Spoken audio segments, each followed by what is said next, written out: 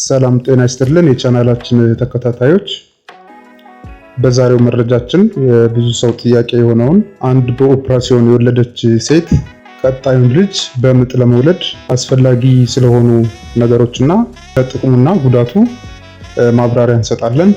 ለአድማጮቻችን ማሳወቅ የምንፈልገው ነገር ግን እንደማንኛውም ዩቲዩበር ገንዘብ ለመስራት ሳይሆን በሙያችን የምንችለውን ያህል መረጃ ለመስጠት ነው ዋና ፍላጎታችን።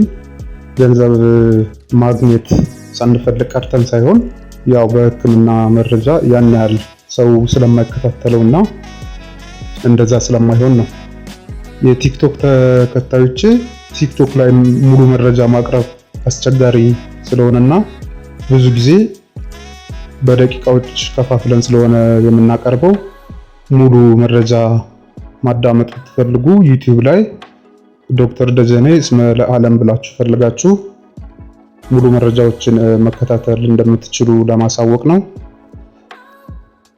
ሲ ሴክሽን ወይም ደግሞ በኦፕራሲዮን መውለድ ማለት በአጭሩ አብዶመን ሆድ ላይ በሚሰራ ሰርጀሪ ልጅን መውለድ ማለት ነው።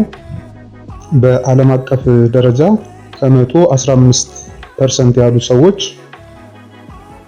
የሚወልዱት በኦፕራሲዮን ነው። ይህ ግን ከሪጅን ይለያያል። በአደጉ አገሮች ለምሳሌ እስከ 21% ይደርሳል። እንዲሁም ኤዥያ ካንትሪስ አካባቢ ደግሞ ከ100 እስከ 28% ይደርሳል። ወደ ሳውዝ አሜሪካ ስንሄድ እስከ 35% የሚሆኑ ሴቶች ልጆቻቸውን የሚወልዱት በኦፕራሲዮን ነው።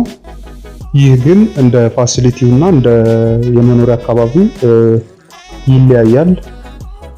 ለምሳሌ በከተሞች ያለውን ስናይ በሳውዝ አሜሪካ ከተሞች እንደ ሪዮ ዲ ጄኔሪዮ እስከ 30 ከመቶ እስከ 80 የሚሆኑ ሴቶች የሚወልዱት በኦፕራሲዮን መሆኑ ይታወቃል።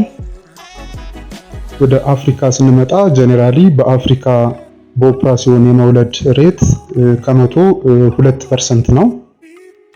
በአገራችንም እንደዛው ነው። ይህም ቢሆን ከፋሲሊቲ ይለያያል። ለምሳሌ አንዳንድ ፕራይቬት ሴታፖች እስከ ከ50% በላይ የሚሆነው ሰው የሚወልደው በኦፕራሲዮን እንደሆነ ይታወቃል። በአንጻሩ ወጣ ባሉ አካባቢዎች ለምሳሌ ወደ ሶማሌ ክልል አካባቢ በኦፕራሲዮን የሚወልደው ሰው ከመቶ እስከ 0.5% በታች ነው። በጥቅሉ ግን በኦፕራሲዮን የመውለድ ልማድ በዓለም አቀፍ ደረጃ እየጨመረ እንደሆነ ይታወቃል። ለዚህም ምክንያቱ የመጀመሪያው ሴቶች የመውለጃ ጊዜያቸው ወይም የመውለጃ እድሜያቸው ጨመር እያለ በመምጣቱና ትንሽ ልጅ ስለሚወልዱ በኦፕራሲዮን የመውለድ እድላቸው ከፍ ያለ ነው። ሌላኛው በምጥ ክትትል ጊዜ በኮምፒውተር ወይም ደግሞ ሲቲጂ በሚባለው መሳሪያ ክትትል ማድረግ እየተለመደ ስለሆነ ይህ ሲቲጂ ደግሞ ትራንዚየንት ወይም ደግሞ ጊዜያዊ የሆኑ አብኖርማሊቲዎችን ሁሉ ዲቴክት ስለሚያደርግ በኦፕራሲዮን የመውለድ ነገር በዛው ልክ ጨምሯል ማለት ነው። ሌላኛው የሕክምና ባለሙያዎች ከዚህ በፊት ቫኪዩም እና ፎርሴፕስ በመሳሰሉ መሳሪያዎች ልጅን ስቦ የማዋለድ ስኪል አሁን እየቀረ በመምጣቱ እንዲሁም ሜዲኮ ሌጋል ኢሹዎች እየጨመሩ በመምጣታቸው በኦፕራሲዮን የማዋለድ ልምድ ከፍ እያለ መጥቷል ማለት ነው። እዚህ ጋር ተያይዞ አንድ ማብራራት የምንፈልገው ሚስኮንሰፕሽን በተለይም ፕራይቬት ሴታፕ ላይ ኦፕራሲዮን የሚበዛው ገንዘብ ለማግኘት ነው የሚል አመለካከት በማህበረሰቡ እንዳለ ይታወቃል። መቼም ገንዘብ ፈልጎ እንደዛ የሚያደርግ የለም ብሎ መደምደም ባይቻልም ዋናው ምክንያት ግን ሪስክ አቮይድ ለማድረግ ነው። አይነት ሪስክ ወይም ኮምፕሊኬሽን መውሰድ ስለማይፈልጉ የግል ተቋማት በኖርማል ከማዋለድ ይልቅ ወደ ሰርጀሪ ያደላሉ። ይህ ግን እንደ ናሽናል ሲታይ ትክክል ነው ማለት አይደለም። ሌላው ሚስኮንሰፕሽን በምጥ ጊዜ ምንም አይነት ጽንሱ ላይ አደጋ ሊያመጡ የማይችሉ ነገሮች ግን የሚተገበሩ አሉ። ከነዚህ መካከል እናትየዋ አልጋ ላይ ብቻ እንድትሆን ማድረግ ወይም ደግሞ እንድትንቀሳቀስ አለመፍቀድ፣ በምጥ ጊዜ በተለይ ምጡ በተቃረበበት ጊዜ በጀርባ ብቻ እንድትተኛ ማድረግ የሚያመጣው ችግር አለመኖሩን በዚሁ ለመናገር ነው። ሲ ሴክሽን የሚሰራባቸው ዋና ዋና ምክንያቶች 4 ናቸው። የመጀመሪያው ምጡ በተጠበቀው ጊዜ ፕሮግረስ አለማድረግ 30% የሚሆነው ምክንያት ይሄ ነው። ሁለተኛው ከዚህ በፊት ማህፀን አካባቢ ያለ ሰርጀሪ፣ የማዋለድ ሰርጀሪ በዋናነት እስከ 30% ምክንያቱ ይሄኛው ነው። ሶስተኛው የፅንስ መታፈን የሚባለው እስከ 10% የሚሆነው ምክንያት ይሄኛው ነው። እዚህ ጋር የፅንስ መታፈን የሚባለው በተለይ በኛ ሀገር ዋናው የሰርጀሪ ምክንያት ነው። ምናልባት በሚቀጥለው ፕሮግራሜ በትክክል የፅንስ መታፈን ማለት ምንድነው፣ እንደዛ ተብለው የሚሰሩ ሰርጀሪዎችስ ጥቅም አላቸው ወይ የሚለውን ለማብራራት እሞክራለሁ። አራተኛው የፅንስ አቀማመጥ አብኖርማል በመሆኑ ምክንያት የሚሰራ ሰርጀሪ ነው። ሌሎች ምክንያቶችም አሉ።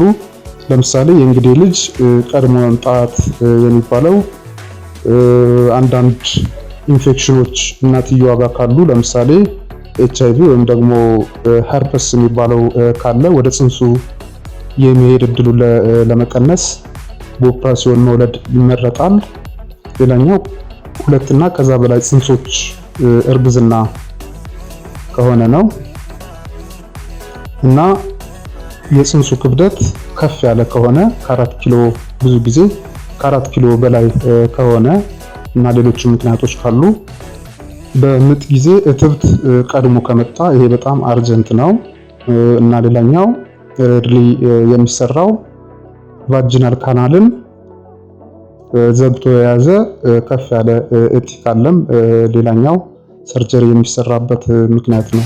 ቀጥሎ አንድ ኦፕራሲዮን ያላት እናት በምጥ ብትወልድና በድጋሚ በሰርጀሪ ብትወልድ ያለውን ጥቅምና ጉዳት እናብራራለን። በፊት አንድ ሰርጀሪ ያላት እናት ኦልዌይስ ሪፒት ሰርጀሪ ነው ነበር የሚባለው። ከብዙ ጥናቶች በኋላ ግን ይሄ አስተሳሰብ መቀየር ተችሏል።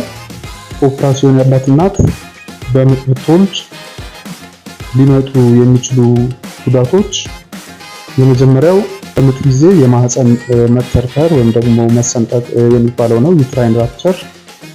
ይህኛው ከ100 እስከ 1% ድረስ የሚሆኑ ሴቶች ላይ ያጋጥማል። ፐልቪክ ፍሎር የሚባለው ወይም ደግሞ የማህፀን መላላት የሚባለው ይህም በትንሹ ሊጨምር ይችላል።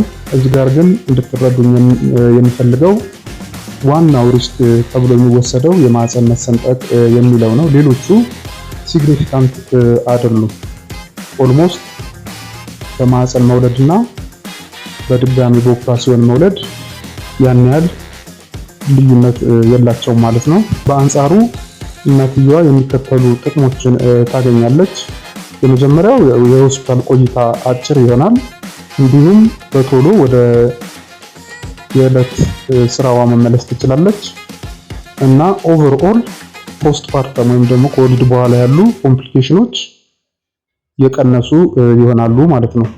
ከፅንሱ አንጻር ስናየው አንድ በኦፕራሲዮን የወለደች እናት ድጋሚ በኦፕራሲዮን ብትወልድ ፅንሱ ላይ የተለያዩ ትራውማዎች፣ ፌታል ትራውማስ በተወሰነ ደረጃ ሊቀንስ ይችላል። ነገር ግን በተለይ ለጊዜያዊም ሆነ ሬርሊም ደግሞ ለሎንግ ተርም አለርጂክ ኮንዲሽኖች የበለጠ ተጋላጭ ይሆናል። በምጥ የወለደች እናት ልጇ ለምሳሌ ለአስማና ለአለርጂክ ኮንዲሽኖች የመጋለጥ እድሉ የቀነሰ ይሆናል ማለት ነው። ቀጣይ አንድ ኦፕራሲዮን ያላት እናት በምጥ ለመውለድ መሟላት ያለባቸውን ሁኔታዎች እናያለን።